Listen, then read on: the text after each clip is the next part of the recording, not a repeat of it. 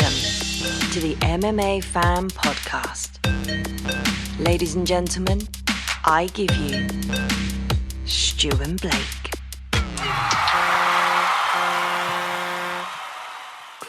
Hello and welcome to the MMA Fan Show. I'm Stu Whiffin. Joining me always, Mr. Blake Harrison. How are you? Very good, mate. Very good. I just keep looking at myself on Zoom and how unbelievably pale I look, and how basically if I was in your room, I would just blend into the white wall behind you. I'd probably blend into that brickwork as well. You're the same tone as the brickwork. What are them animals? Your Your skin complexion is nice and broken like the brick. Like there's a bit of orange, bit of grey. Yeah. It's a good thing we're not chameleons, because we were both we're adapting to the wrong ones, aren't we? Yeah, we are. Oh, we'd get eaten by birds immediately. We're the shittest chameleons ever. Oh, wow. Well, look, thank you for joining us today. We are going to be looking back at the weekend's card, Imavov versus Adesanya. And before we do anything, we want to thank our sponsor. Now, our sponsor is Fat Candy. Now, Fat Candy. Sorry, we've got to get the theme tune going. You went kind of 90s R&B there. Did I? Fat Candy. Let me lick you up and down. Oh, God, no, Stu Whiffin. People do not want to hear you sing that. Please, for the love of God, can someone edit that out? Well, there's a clip. So, Fat Candy make freeze-dried sweets, and those freeze-dried sweets are delicious. Now, head over to fatcandy.com and get yourself a bag of pick-a-mix, because in that pick-a-mix, you get your Skittles, you get your drumsticks, you get your wham bars, you get all of your childhood faves, all freeze-dried, all in one little bag. And then you can go and buy that, work out which ones are your faves, Skittles, and then order yourself a big tub of them. And when you're doing that... And you can lick them up and down if you want to. You can lick them up and down. I looked at you when I said that then as well. I didn't look at the camera. I don't know why. This is really going south. Actually, that's the pun in itself. So right. Not for me, it doesn't. It really doesn't. It feels really disturbing. Right. Go to Fat Candy. What's the discount code? Like, come on. The discount code is Sweet MMA. That's SWEET MMA. Get yourself some Fat Candy and enjoy yourselves. Maybe you will want to lick them up and down. Let me lick you up and down. Third time whiffing. Right, we want to talk about Israel Adesanya and Nasruddin Imavov, but unfortunately, I don't want to give it too much time, but I feel like it would be wrong of us to carry on with the show without mentioning just the disgusting, disgraceful words that came out of Bryce Mitchell's mouth on the very first episode of some stupid podcast that he did.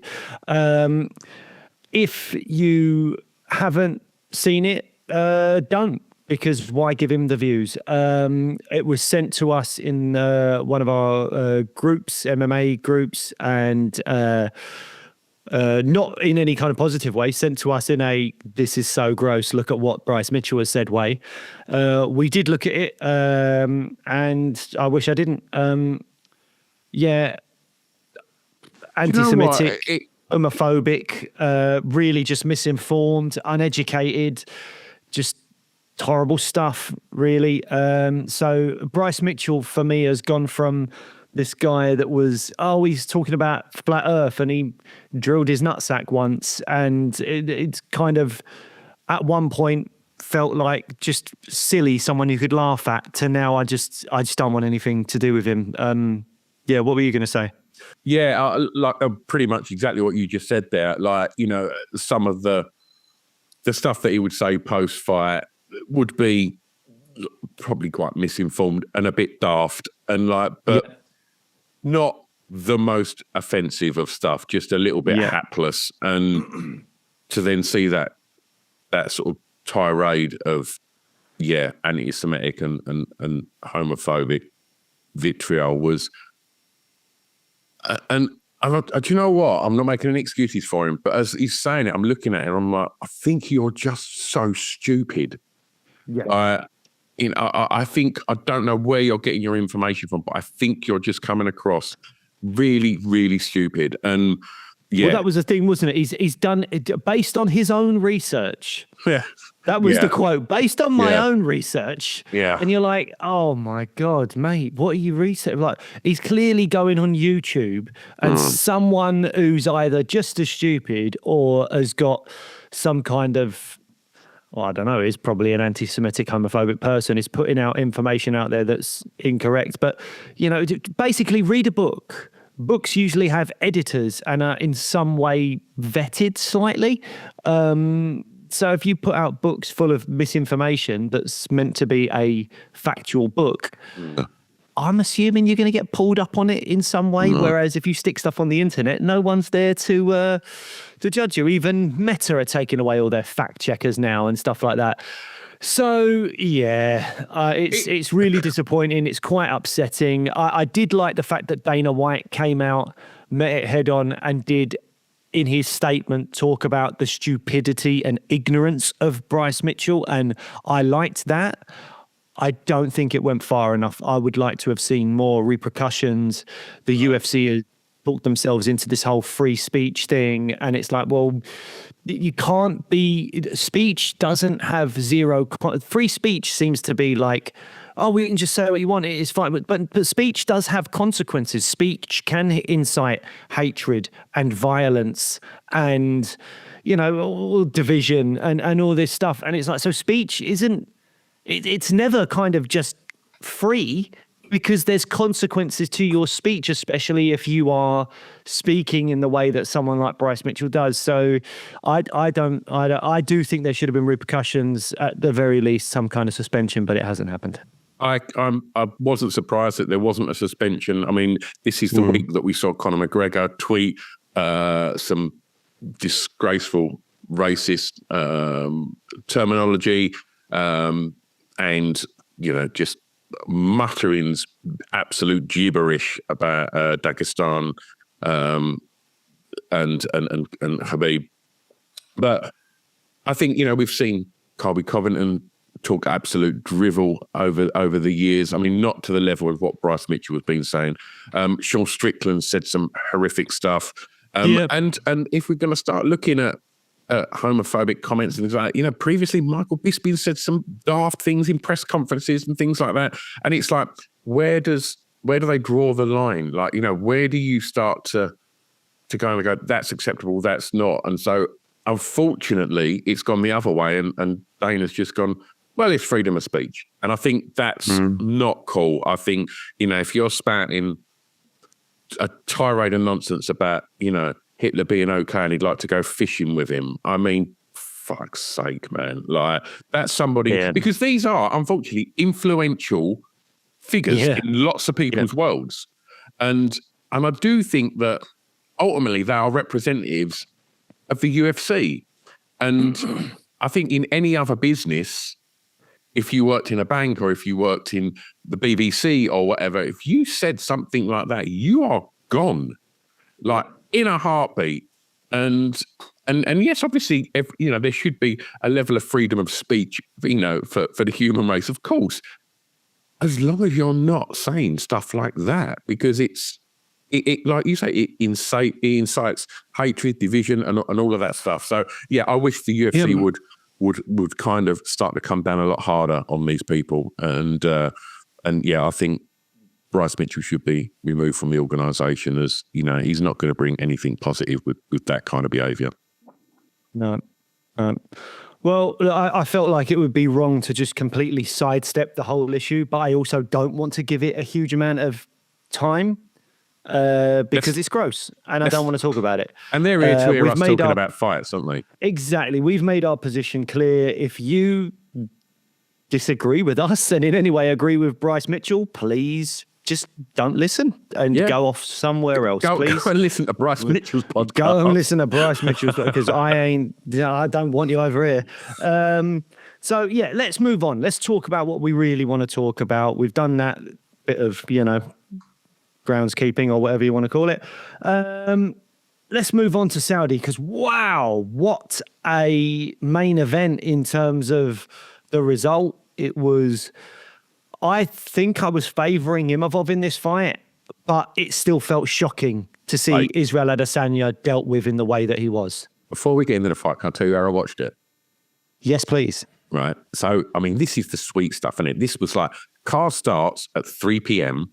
Yep. and finishes at 8 p.m. Oh, I had to leave to go to work at 8:30, right? This is the best, right? So I'd work Friday night till like 3 a.m. So I thought, right, I'm going to have a nice, lazy Saturday. I'm going to get up, I'm going to go for a walk, have a nice cup of coffee, and I'm going to watch the UFC. All right? Perfect, right? Mm-hmm. I get up, I make my coffee, I sit down at about 1 p.m. and I see my wife pull up on our drive. And I'm like, oh, she must have been shopping.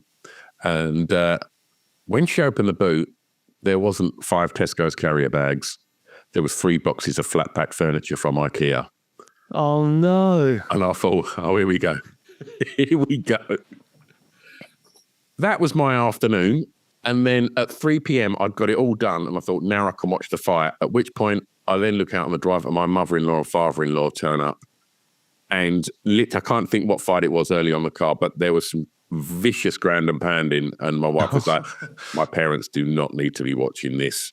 Oh, no. So I didn't get to watch hardly any of it live until the fights that we're going to talk about come on, where I went, because I normally have a little nap before I go to work, and you go, I'm just going to go and have one of my naps. And I went upstairs with my phone to watch it. Being elderly, mate. My eyes are playing up. So I popped back down into the living room to get my glasses. My wife went, you all right? I went, yeah, just get me glasses. She went, why do you want your glasses if you're going to sleep? I went, I'm going to not sleep. I just want to watch the UFC. Caught red-handed. So I got absolutely banged the rights. But yeah, so I watched it on my telephone. But yeah, and well, look, I love the way you call it a telephone. I've got an image of you being like trying to watch it like that. Yeah. Right. I mean, yeah. We started at the top, right? We are, yeah. I was able to watch it on the TV, but I was being a very selfish dad, and like the rest of the family were watching like Gladiators on an iPad. That's the TV show, not like the Russell Crowe movie that's incredibly violent. So let's start at the top. Izzy versus Imavov. Round 1, Izzy looked good. I gave him that round. I thought he won it. Imavov then round 2. Big right hand over the top. He did have that uppercut in round 1 that looked like it affected Izzy a bit, but Izzy came back strong and I thought won a round. But round 2, Imavov that was it. It's a big right hand, followed him down. At first, Izzy was complaining about the stoppage, but he's not made a big deal of it since or anything. I thought it was a good stoppage. What did you think? I thought it was a fine way to end the fight. I thought... from what, if I remember rightly, what the commentators were saying, I think at one point Izzy kind of clocked his cornerman, looking at him as if to go, no, that's cool. Like that, yeah. Like where was that going to go otherwise? You know, that was 30 seconds into round 2. We don't need to see Izzy get, destroyed any more than he did, because it was a big statement. I thought Izzy looked fantastic in the first round. I definitely gave him that first round.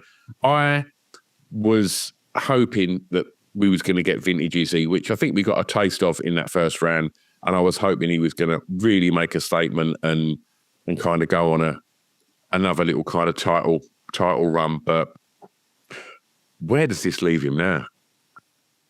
Well, that's the question. It's which way were we going to go on this? Were we going to say what's next for Izzy or what's next for Imavov? But you've gone with Izzy, so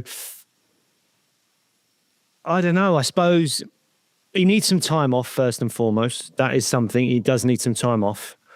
I suppose one of my questions is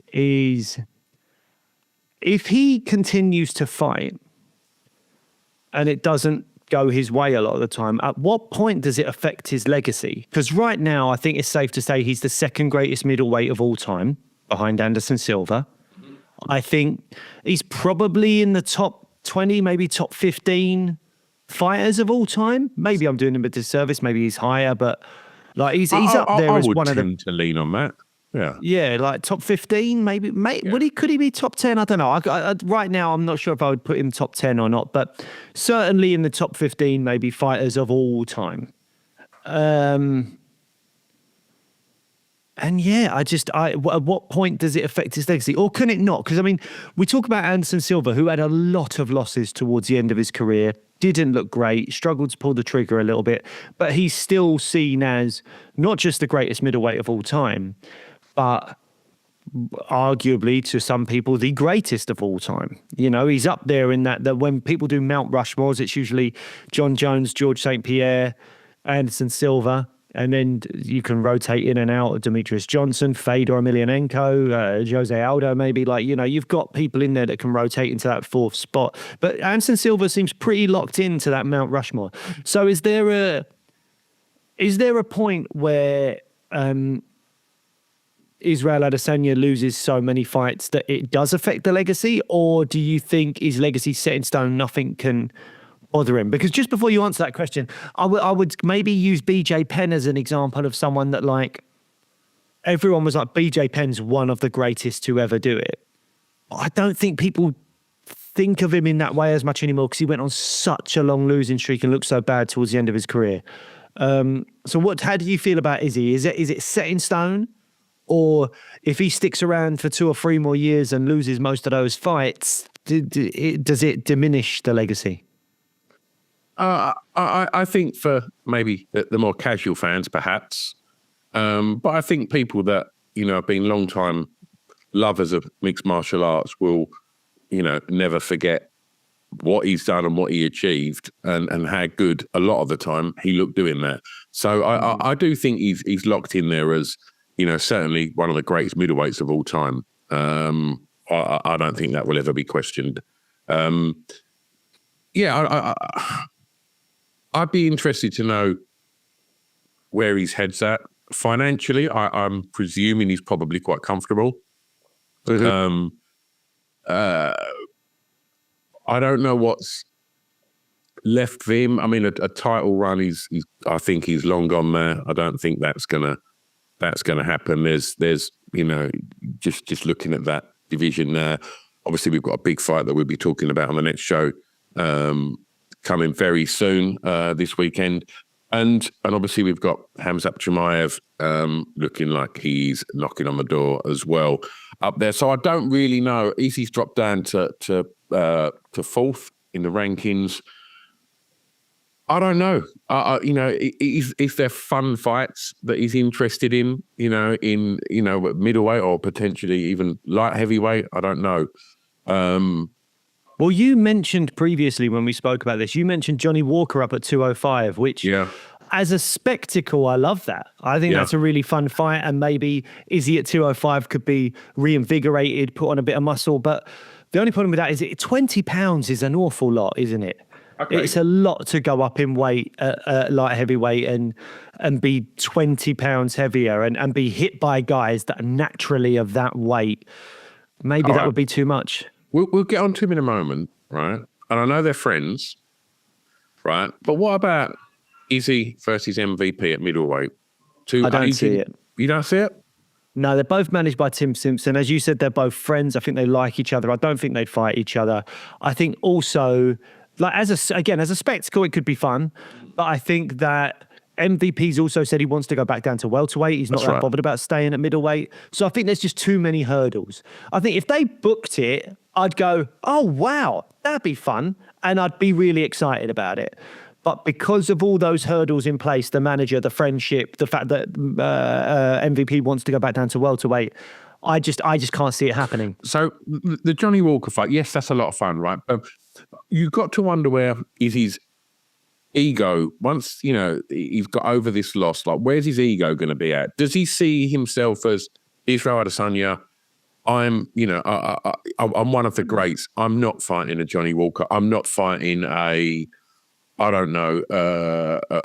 Brendan Allen or something like that. I feel that, like, it's big fights for me or nothing. I can't see him fighting in the lower echelons of the divisions. I just don't see it. I actually think I can. Really? I used to think I couldn't see that. But I think even taking the Imavov fight was almost a signal to say, yeah, I'll fight whoever. I just like fighting. But surely if we would have been having this discussion now and he starched Imavov 30 seconds into the second round, we'd be saying, well, he's going to be fighting for the belt, surely. Yes, but that's just, this is the first fight he's had outside of a title fight in however many years it's been, 6 years, whatever it is. So against anyone, he could have had one win and done that maybe. I think it's easy now to kind of just write him off and just go, well, he's done that. I think as a champion, he is done. As a champion, I agree. But I think he could still do fun things to the division. I think if he stays at middleweight, because let's be honest, he never looked like he struggled to make weight. So I think he probably stays at middleweight. And when you look at that, I think you've got two options. Your options are, do you do fun fights at middleweight against the likes of Shara Bullet, against the likes of Paulo Costa in a second fight, because that could be fun? The problem with that is that the UFC as an organization, as like a league of, ranked fighters, you are rewarding Shara Bullet and Paulo Costa, who are both coming off of losses, with a guy who's ranked in the top 5, which doesn't feel fair to the likes of Carl Borrello or Fluffy Hernandez, who are on win streaks and looking really, really good at the moment. And who probably wouldn't headline a card, but if Izzy was to fight one of them, it would probably be a fight, no headliner. It would be a headliner for sure. So it's a tricky one. It's like, because if you do the fun fights, the flip side is the UFC are sort of rewarding people that shouldn't be getting a fight against Israel Adesanya. Whereas I don't know how much there is an appetite from the fans and maybe from Izzy himself to go, my next fight, I want it to be against someone who's on a surging streak like a Cal Borrello or a Fluffy Hernandez, because that seems tough to me. If you're Izzy's manager, we don't see this enough in MMA. You get it in boxing, but not in MMA. You almost want him to go and fight an unranked guy. Go and fight this. And maybe it's a case of like, do they give, because Izzy's deserves some special treatment because he was a champ for so long and he's such a big star in a sport. Do you almost go, take my name out of the rankings? Because you only need one win and you can stick him in number 5. It doesn't, the rankings are just whatever anyway. We look at the rankings a lot. People put a lot of weight behind where they're ranked. But the reality is the UFC controls this. Let's not forget that Leon Edwards was removed from the rankings at one point when he was on like a 7 or 8 fight win streak because COVID had happened and he couldn't train in Birmingham. So he couldn't fight Khamzat Chimaev. And so they removed him from the rankings. And it was like, what are you doing? Like, how can you just remove someone from the rankings when they're ranked like 3rd? Because COVID's going on and he literally can't train. So the rankings are very kind of whatever the UFC sort of wants them to be in a lot of ways. So I think you could say, take me out of the rankings and give me an easy fight. Give me a Shara Bullet. Give me a striker, unranked striker, whatever it is. And then, after a win, you can pop him back into 6th, 5th. He's Izzy. Like, no one's going to bat an eyelid, really. And then he could fight someone else or rematch Strickland if he loses against Strickus or something like that. Like, that could happen. But, yeah, I don't know. I don't know what you do with him next, but I think it's likely to be still at middleweight. But I do think there's a world in which he might go, I don't really want to fight Brendan Allen. That's a bit of a boring fight. He wants something a bit more exciting, and I don't know how many options there are for him with regards to that. Well, let's talk about some of the options for Imavov now, because he has rocketed up to number 2 in the rankings now and has overtaken Chimaev. So, obviously, we've got Strickland versus DBP this weekend. Who's getting the winner of that? You've got to say Khamzat is getting the winner of Dricus versus Strickland. And it's so interesting because we've cited the fact that there's been rumours about these terrible visa issues for Khamzat in the past. Dana was in a press conference the other day, and this is one of those political things. His relationship with Donald Trump has worked in his favour, I guess, because he seemed to have a thing of like, I know a guy. Don't worry about Khamzat. He's getting into America. I know a guy. And it's like, well, there you go. I mean, I don't know the ins and outs of why Khamzat has all these visa issues. I think it's to do with connections to certain people in regions that he's in. I don't know enough about that to really comment too much. But yeah, it looks like if the UFC want to get someone into the country that normally would have a problem getting into the country, they now know the president of the United States pretty bloody well. So it seems like they can wrangle things to their advantage and he will be getting into the country, which makes me think that a Khamzat Chimaev title fight is way more likely now than it was previously, because it would be very difficult for the UFC to tie up a championship to only be defended once or twice a year in specific regions. And we know Khamzat's also had health issues, so it's tricky. Whereas if they can get him in and out of America and do whatever they want, there's no reason to not give him the title shot now. So for me, Imavov is in maybe a tricky spot. He could get the loser of Dricus v Strickland, and especially if it's Strickland, because they have a history. Imavov's last loss was Strickland. It was a short notice fight. It was up at 205. So there's history there. That makes a lot of sense. Equally, Kyle Borrelio. We've mentioned him already on this show. He's on a surge. He's on a win streak. He's looking really good. Those two could go against each other in a number one contender spot. Any of that works. The UFC do go to Paris once a year. Now is like September. I think there's rumors of a Brazil card. So you could do that fight on either of those. And Imavov Borrelio is a number one contender fight. Yeah. Okay. Yeah, I'm just looking Have you got any thoughts? I'm just going to sort out the light in my room because it's got super dark. It's just really strange. Obviously, ranked above Borrelio, he's Bobby Knuckles and Izzy still. And if I'm Imavov, I'm looking at where I'm placing them rankings now. And I wonder, he's just beaten Israel Adesanya, whereas Khamzat beat Bobby Knuckles, who's ranked behind Izzy. And I think we know that one of the things that's probably going to give Khamzat the title shot is the fact that he's got star power, and Imavov as yet hasn't. And he's undefeated. And and he's an absolute wrecking ball. I mean, people have been saying that Khamzat should be the champ a long time ago. Yeah, but he's not, and he wasn't, and I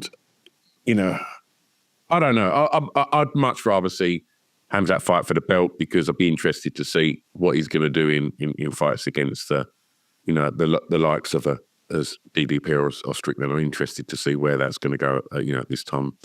But yeah, I think Imavov's got to realise that he's now found himself in a fantastic position. But unfortunately, I think maybe the star power is going to put him at the back end of Strickland, DDP, and Khamzat.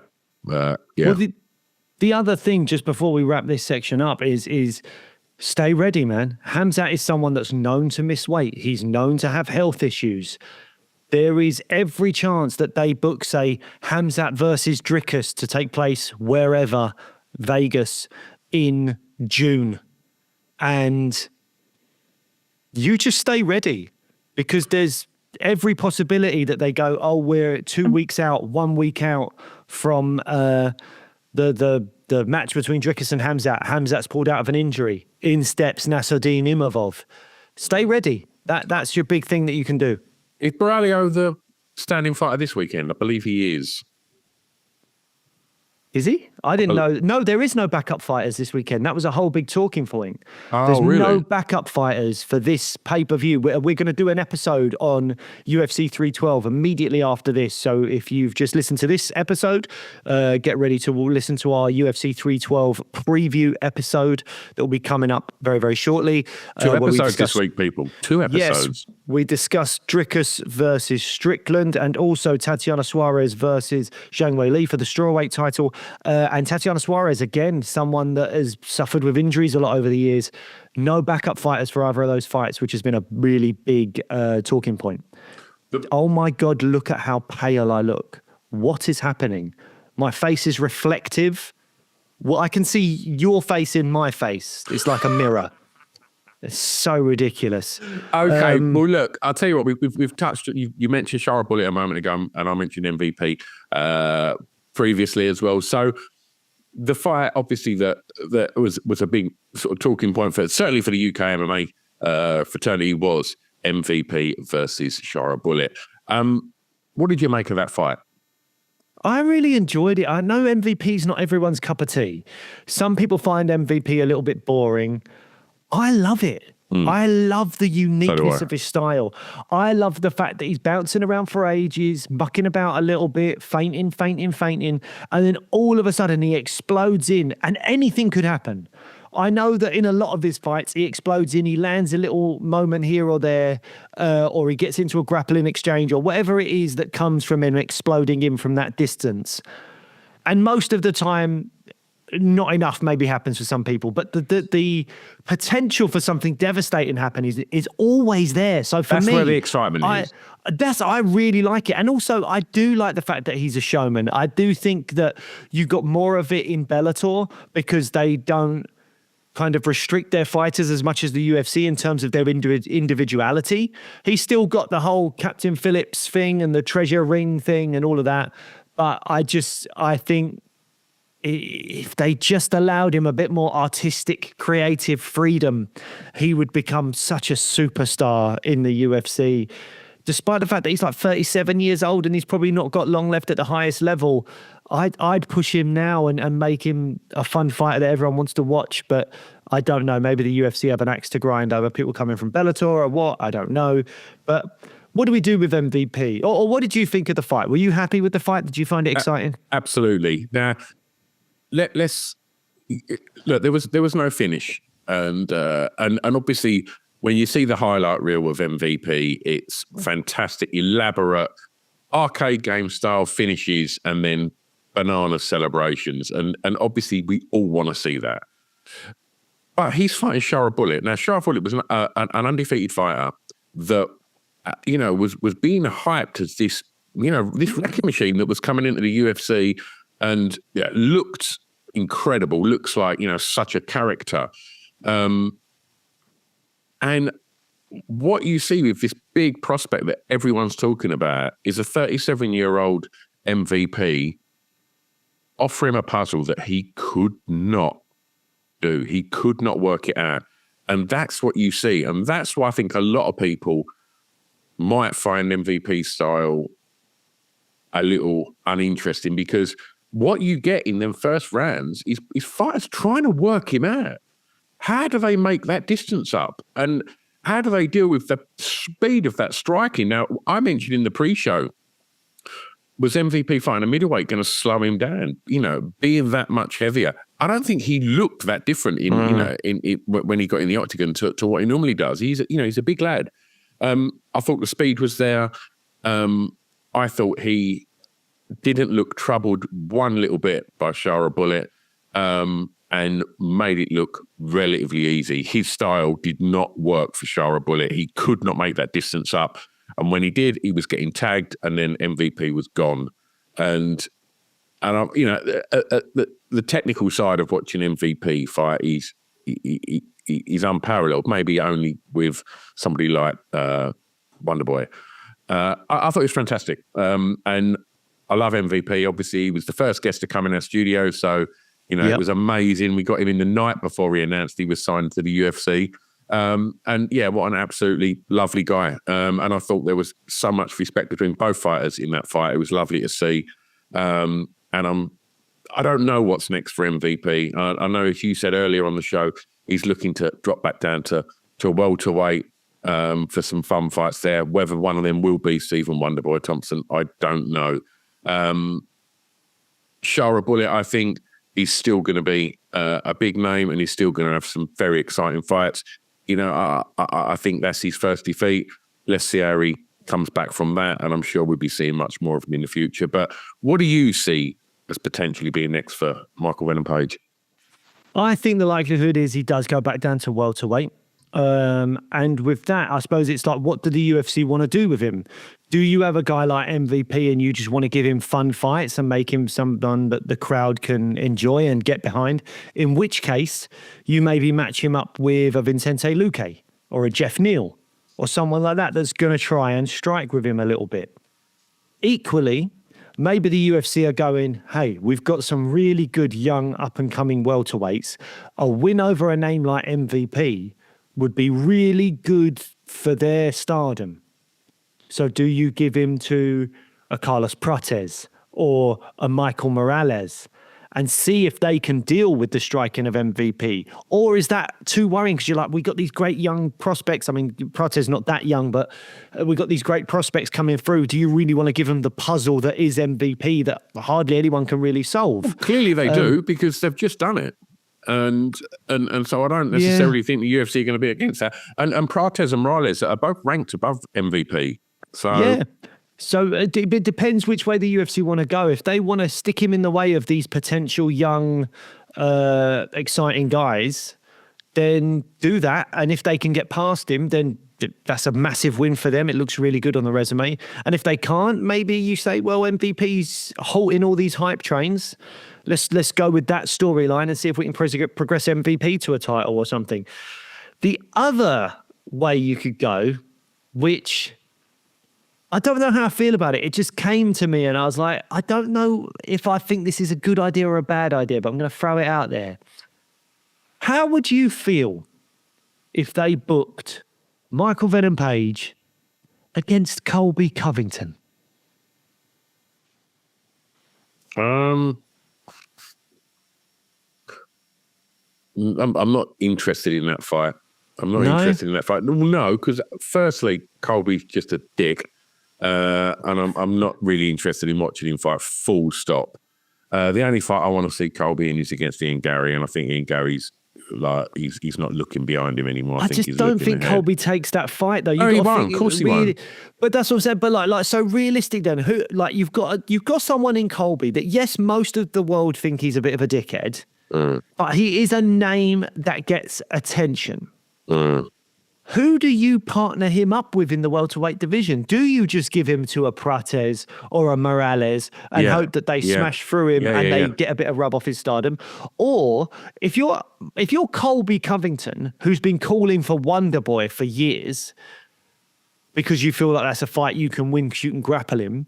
If you're Colby, do you go, well, maybe the next next best thing for me is Michael Venom Page. He's got a very similar style to Colby.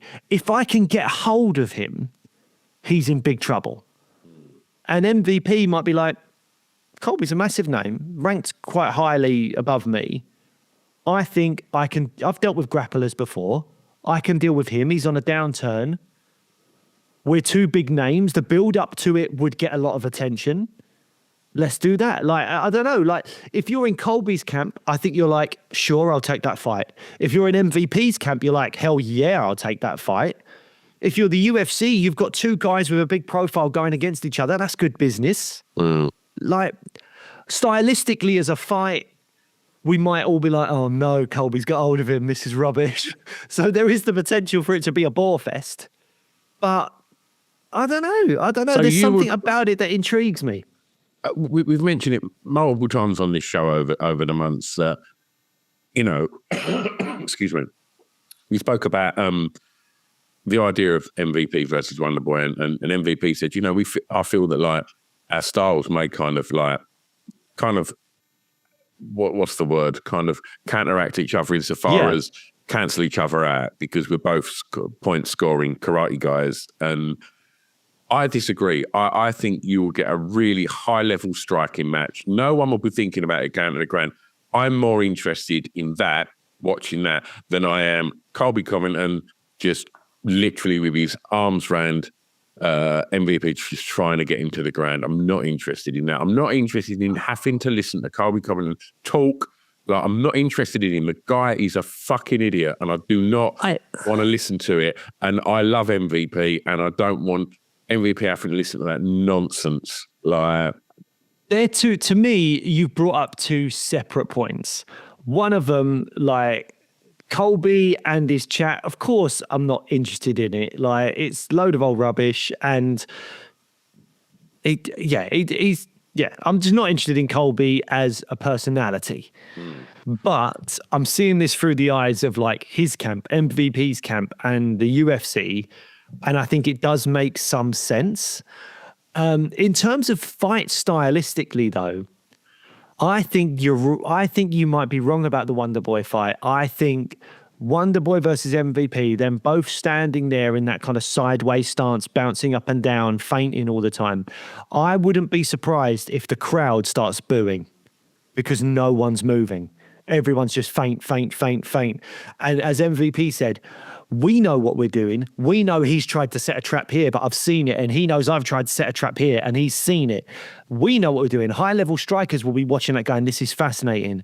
But 95% of UFC fans will be watching this going, why are they just standing and looking at each other? And it's just... So I don't think that it will be that great. Whereas if you see MVP bouncing around trying to avoid Colby, Colby's just trying to run in for shots and MVP's just launching flying knees and 1-2s from the other side of the octagon at him, that could be interesting. Equally, Colby could get hold of him and it becomes very boring very quickly, but it could be interesting. And I think there's something about that. But yeah, basically, I think MVP has many, many options. It's, do you give him the young prospects and see if he can derail them? Do you give him fun fights like Luque and Jeff Neal and people like that? Or do you give him someone like Colby, where he's got a huge chance to move up the rankings, silence a guy that a lot of people hates, really play the baby face, get everyone on side? I don't know. All of those options work. Yeah. All of them work. So, yeah. Interesting. We're not going to sort of discuss too much more on the card, but I guess we should talk about Rosenstruck versus Pavlovich. I mean, that was drab, wasn't it? It was dull. Pavlovich by decision. Good work on Pavlovich in terms of like get back in the win column because you needed to. You were on a 2-fight losing streak after being so devastating in the division. But yeah, pretty dull. Not great, not much to talk about there. Vinicius Oliveira beat Said Nurmagomedov. Said Nurmagomedov looked really good in round one, and then it looked like he tired out. He hadn't fought in a while. He's been injured. Tired out. Vinicius Oliveira does look very good. I like him a lot. But I really like Said Nurmagomedov, and I think it's a shame he gassed out so much. And Faraz Ziam looked really good against Mike Davis as well.